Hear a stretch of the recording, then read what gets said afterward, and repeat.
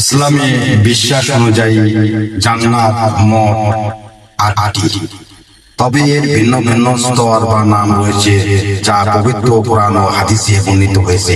অধিকাংশ আলেমদের মতে প্রধানত ৮টি জান্নাতের নাম আজকে আমরা জানব।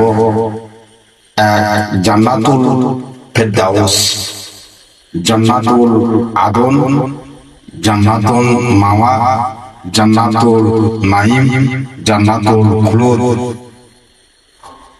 দারুস সালাম, দারুল মাকামা, দারুল কালাল।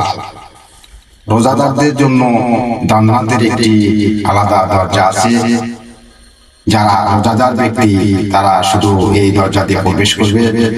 তার নাম রায়ান নামক একটি দরজা আছে। এই দরজা দিয়ে রোজাদার ব্যক্তিরা প্রবেশ করবে। কোরআন হাদিসের আলোকে জানা যায়। ভিডিওটি ভালো লাগলে অবশ্যই চ্যানেলটি সাবস্ক্রাইব করবেন এবং আরো অন্যদের জানার জন্য ভিডিওটি শেয়ার করে দেবেন। আসসালামু আলাইকুম।